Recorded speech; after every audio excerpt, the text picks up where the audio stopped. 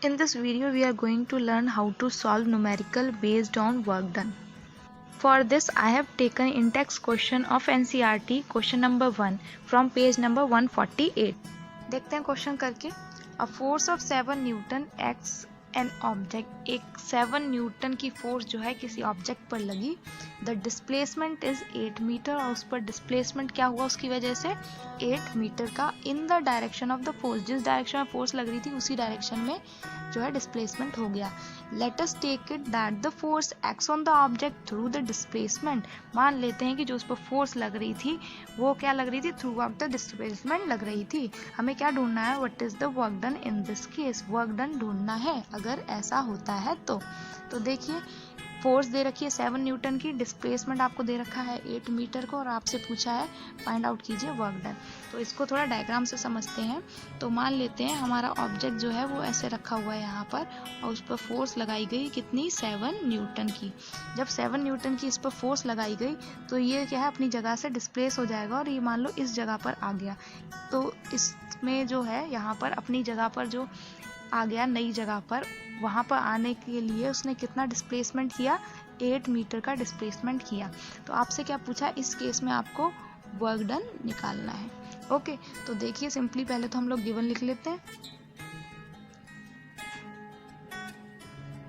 Given में क्या क्या है, आपको एफ दे रखा है 7 न्यूटन का, डिस्प्लेसमेंट दे रखी है 8 मीटर की, वर्क डन ढूंढना है हमें. तो फॉर्मूला लगा देंगे, W इज इक्वल टू क्या होता है आपका एफ एस, है ना. कॉस थीटा लगाने की जरूरत नहीं है क्योंकि सेम डायरेक्शन में ही है ना. तो एफ क्या है आपका 7, एस कितना है आपका 8. इसको सॉल्व कर लीजिए. तो सॉल्व किया तो आंसर आया 56. तो W इज इक्वल टू क्या हो गया 56 जूल. तो ये आपका हो गया आंसर. आई होप आपको क्वेश्चन जो है समझ में आ गया होगा. The second question is also from NCERT and it is an example 11.2 from page number 148. So let's do it. A porter lifts a luggage of 15 kg from the ground. एक porter ने क्या किया, एक लगेज जो है उसको lift किया. उस लगेज का मास आपको दे रखा 15 kg. कहाँ से लिफ्ट किया, ग्राउंड से. And puts it on his head 1.5 metre above the ground. जमीन से उठाकर 1.5 मीटर पर उसका सर था वहां पर उसने रख दिया. Calculate the work done by him on the luggage. Luggage पर जो उसने वर्क किया वो आपको निकालना है. तो देखिए आपको क्या क्या दे रखा है.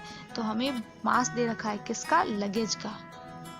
उसके बाद हमें क्या दे रखा है, डिस्प्लेसमेंट जितना हुआ 1.5 मीटर का डिस्प्लेसमेंट हुआ और ढूंढना है हमें वर्क डन. ओके तो देखिए जरा इसका मतलब क्या दिया है इसको समझते हैं. देखिए ये मान लेते हैं पोर्टर है, इसने क्या किया, यहाँ पर लगेज रखा हुआ था जमीन पर, इसको उठाया और इसने सर पर रख दिया. ये दे रखा है कि यहाँ से यहाँ तक जो है 1.5 मीटर का जो है हाइट है कह सकते हो आप यहाँ पर, है ना, या डिस्टेंस है कुछ भी कह सकते हो. सर का जो हेड है उसका पोर्शन जहाँ पर उसने सामान रखा वो जमीन से 1.5 मीटर पर है. ओके जब इसने ये लगेज उठाकर यहाँ रखा, लगेज जो है आपको दे रखा है कितना, इसका मास है 15 kg का इसका मास है. तो ये जो है कुछ ना कुछ वर्क करेगा तो वही वर्क डन आपसे पूछा है कितना होगा. तो देखिए इसको करते हैं, पहले गिवन लिख लेते हैं. गिवन में सबसे पहले फर्स्ट लाइन में मास दे रखा था 15 kg का. उसके बाद आपको डिस्प्लेसमेंट दे रखा था 1.5 मीटर का. पूछा है वर्क डन निकालिए. तो देखिए वर्क डन का फॉर्मूला लिखते हैं सबसे पहले. अब हम work done is equal to F S. अब एफ यहाँ देखिए, जब पोर्टर उस लगेज को नीचे से ऊपर उठाएगा तो जो भी इसका वेट होगा डाउनवर्ड डायरेक्शन में, mg जो है वेट होता है ना, कम से कम उतना जो है फोर्स उसको लगानी पड़ेगी तभी लगेज उठेगा, अदरवाइज नहीं उठेगा. इसका मतलब वो उसको फोर्स कितनी लगा रहा है, वो mg के बराबर, है ना.